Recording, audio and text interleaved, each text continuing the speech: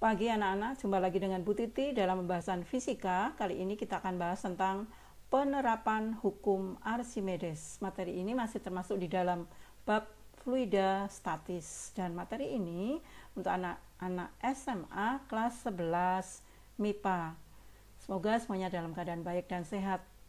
Amin. Nah, kita akan mulai.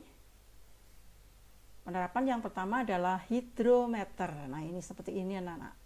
Alatnya hidrometer ya, seperti kayak tabung begitu, kayak tabung termometer begitu, masuk dalam zat cair. Ini dimasukkan dalam zat cairnya yang kecil ya. Ini zat cair yang akan digunakan untuk mengukur massa jenisnya. Kalau ini dibesarkan, hidrometernya terlihat ini sampai bagian bawahnya terlihat dan bagian atasnya, dan ini tabung yang berisi zat cair yang akan diukur massa jenisnya. Nah, ini gambar sketsanya. Pada prinsipnya hidrometer ini adalah alat untuk mengukur massa jenis. Nah, hidrometer terdiri dari ada batang yang atas ini dari kaca dan ada skalanya. Kemudian di bagian bawah di sini ada pemberatnya, dan ini hidrometernya dimasukkan di dalam zat cair ya, yang akan diukur massa jenisnya di sini. Nah, nilai massa jenis dapat kita lihat pada skala. Ini skalanya di sini terlihat dibesarkan ya. Jadi hidrometer akan mengapung bila kita masukkan pada suatu cairan. Jadi konsepnya sama dengan pada gaya Archimedes. Jadi jika ini pemberatnya ini atau benda yang dicelupkan pada zat cair, maka akan mendesak zat cair yang di bawahnya. Nah, begitu juga zat cair ini akan memberikan gaya yang ke atas, namanya gaya apungnya, maka dapat mengapung. Nah, mengapungnya ini dapat dilihat pada ini skalanya. Nah, skala ini menunjukkan massa jenis dari zat cair begitu. Jadi banyaknya bagian yang mengapung tergantung pada massa jenis cairan. Jadi tadi pemberatnya berapa, kemudian ada yang mengapung, nanti bagian yang mengapung ini menunjukkan massa jenisnya. Hidrometer memiliki massa jenis, misalnya ρH. Jika kita masukkan dalam zat cair, nanti akan memindahkan cairan sebesar volume yang masuk ya, misalnya VH. Nah, gaya yang bekerja pada hidrometer adalah gaya apungnya dan gaya berat yang saling berlawanan arah. Nah, sehingga rumusnya seperti ini. Ini gaya angkatnya yaitu V rho G.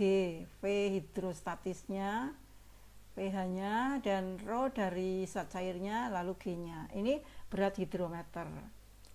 Nah, V adalah A kali H. Ini seperti pembahasan sebelumnya pada saat kita membahas tentang hukum Archimedes, maka V ini adalah A kali H, luas permukaan alasnya kali tingginya. Ini anggaplah sebuah silinder, tabungnya itu dianggap silinder. Kemudian rho kali G, ini W-nya, berat hidrometer. Jadi H ini dapat dicari, yaitu W dibagi A kali rho kali G ya. Atau W itu M-nya, kalau dibagi G-nya ini G ya. W itu kan M kali G, ini juga ada G-nya, maka G-nya hilang, coret ya, menjadi M per A kali rho C. Nah, inilah mencari H dari C-nya, ketinggian hidrometer tadi. Nah, panjang hidrometer atau HH ini, jika rho C besar, maka H akan rendah dan menunjukkan angka yang lebih besar. Perhatikan anak-anak. Jika massa jenis cairan ini besar, maka H akan rendah dan menunjukkan angka yang lebih besar. Jika rho C cairan tidak terlalu besar atau kecil, maka H akan tinggi dan menunjukkan angka yang lebih kecil. Skala pada hidrometer diberi angka kecil pada ujung atas dan diberi angka besar di bagian bawah. Hal ini menunjukkan bahwa semakin besar kerapatan cairan, massa jenis cairan, maka skala yang ditunjukkan adalah lebih besar. Jadi dihitungnya dari bawah begitu. Nah, bagian bawah hidrometer ini, bagian bawah diberi pemberat agar hidrometer bisa tegak ya. Kemudian bagian atas dibuat berbentuk tabung, ini bentuk tabung dari kaca agar perubahan berat cairan yang dipindahkan menghasilkan perubahan yang besar pada tangki yang tercelup dan bisa terlihat di situ. Kita lanjut untuk yang kedua, yaitu kapal laut. Ini kapal laut anak-anak. Kapal laut itu dari besi ya, dan benda-benda yang lain, ini bahan-bahan yang lain, dan sangat besar, tetapi dapat terapung di dalam air. Ini karena proses dari hukum Archimedes. Nah, kapal ini berbentuk sedemikian sehingga volumenya memiliki volume yang besar. Bagian dalam memiliki rongga, jadi ada rongganya di bagian dalam sehingga tidak menyumbang massa, tidak menambahi massa, tetapi memperbesar volumenya. Jadi dibuat volumenya besar tapi tidak memberikan massa yang lebih besar. Nah, jadi kerapatannya ini atau massa jenisnya lebih kecil daripada kerapatan air laut. Ya. Nah, kapal laut memiliki kapasitas muatan. Kapasitas muatannya pasti tertentu nanti ya. Berapa jumlah penumpangnya, berapa barang-barang, berapa kilogram, berapa ton, berapa muatan yang harus dimasukkan di dalam kapal itu, atau memiliki batas ya. Di sini ada batas maksimal. Nah, batas muatannya ini dibuat sedemikian sehingga kapal diberi muatan sebesar batas maksimalnya. Nah, kapal masih terapung dengan ketinggian tertentu.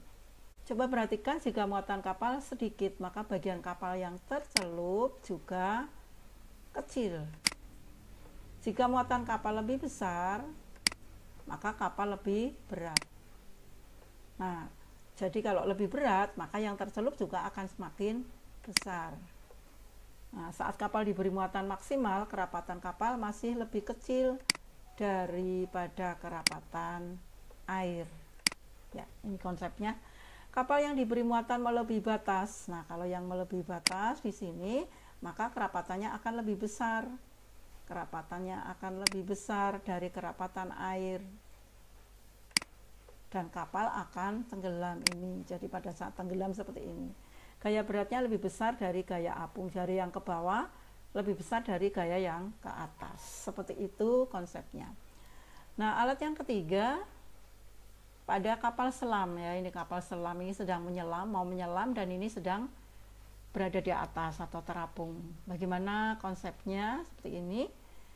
Kapal selam dapat terapung, mengapung, dan tenggelam. Kapal selam ini memiliki tangki-tangki pemberat di antara lambung sebelah dalam dan lambung sebelah luar.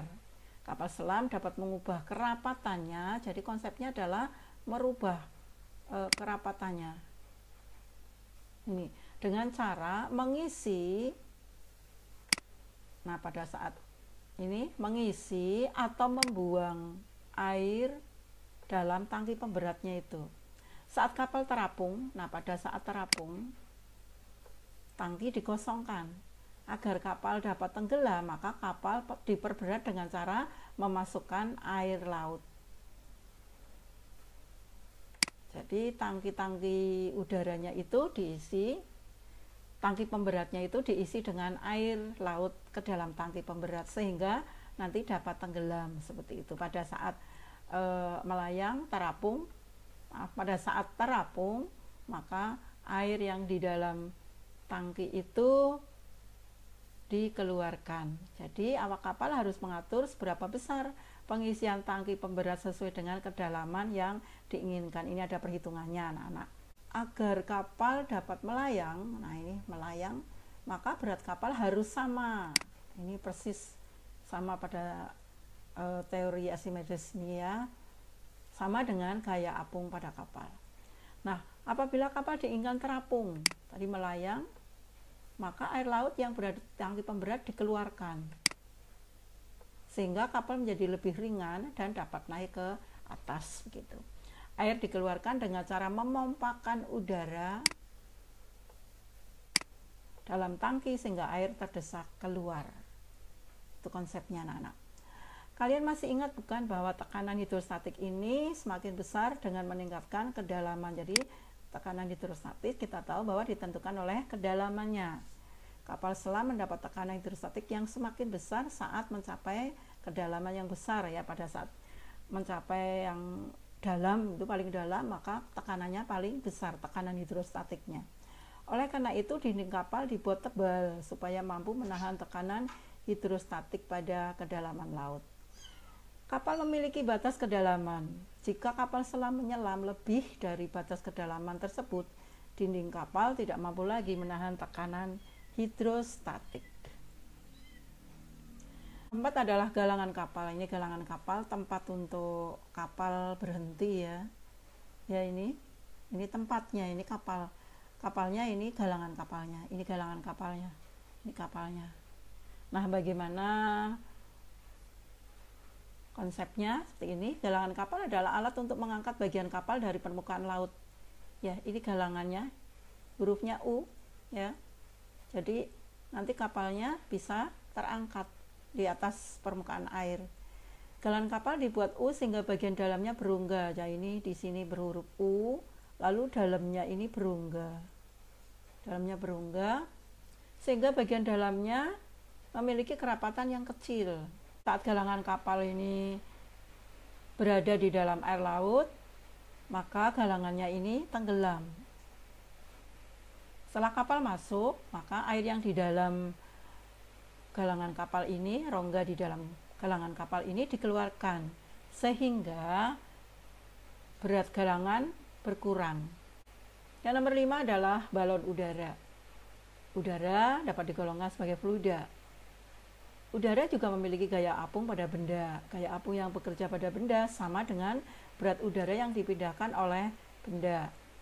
Sama seperti dalam cairan dengan menggantikan kerapatan cairan dengan kerapatan udara. Ya, ini balonnya ya. Ini anggaplah sebagai benda. Di sini kemudian ini dapat menekan udara yang di bawahnya.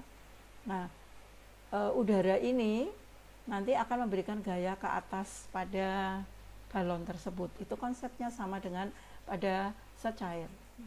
Agar sebuah balon udara dapat naik, maka balon dibuat ringan atau kerapatannya dibuat lebih kecil. Nah, ini sama ya. Jadi balonnya ini kerapatannya dibuat kecil dengan mengisi balon ini dengan gas panas. Nah, gas panas ini memiliki kerapatan lebih kecil dari kerapatan udara. Balon udara diisi dengan gas panas sehingga volumenya membesar.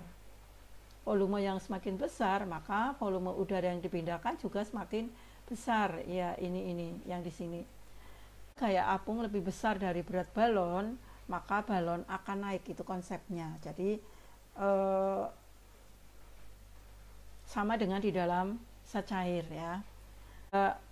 Kemudian pada proses selanjutnya, balon dipompa terus sampai pada suatu ketinggian tertentu. Setelah dicapai ketinggian tertentu, maka awak balon mengurangi gas dan berusaha mempertahankan sedemikian sehingga gaya apungnya tetap sama dengan berat balon, sehingga balon melayang. Nah, ya, proses pada saat balon melayang. Nah, saat awak balon ingin menurunkan, balonnya ingin turun, maka sebagian isi gas ini dikeluarkan, volumenya berkurang. Nah, kalau volumenya berkurang, maka gaya apungnya juga berkurang. Maka balon udara akan turun karena gaya beratnya lebih besar dari awalnya itu, dan gaya apungnya lebih kecil dari berat balonnya. Nah, ada sedikit perbedaan antara balon udara dengan benda yang mengapung.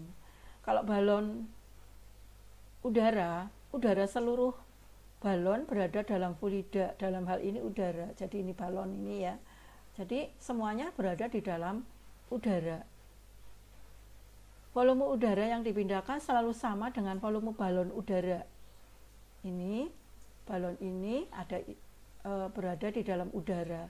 Nah, volume udara yang dipindahkan ini selalu sama. Ya. Volume udara yang dipindahkan selalu sama dengan volume balon udara. Sedangkan benda yang terapung dalam cairan hanya sebagian yang tercelup dalam cairan. Ya.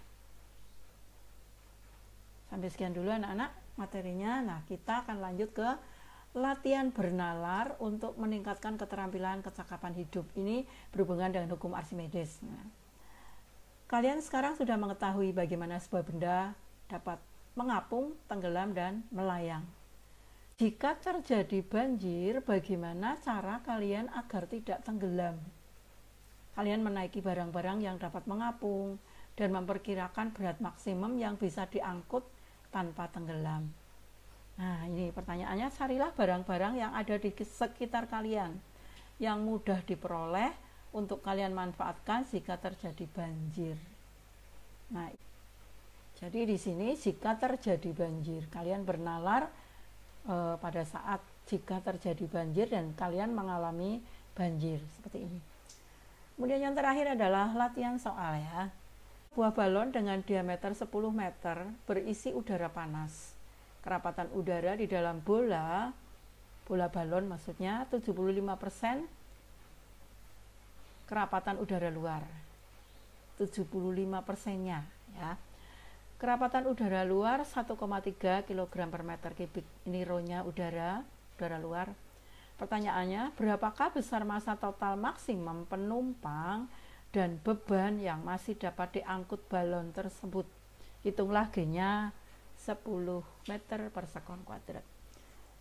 Ya, jadi nanti dikerjakan, tugasnya adalah menjawab pertanyaan di dalam pertama tadi itu latihan bernalar untuk meningkatkan keterampilan kecakapan hidup ya, ini juga dikerjakan, dan juga latihan soal ini 1 nomor pasti bisa ya anak-anak ya, karena semuanya bab di dalam fluidostatis ini sudah kita bahas tuntas ya.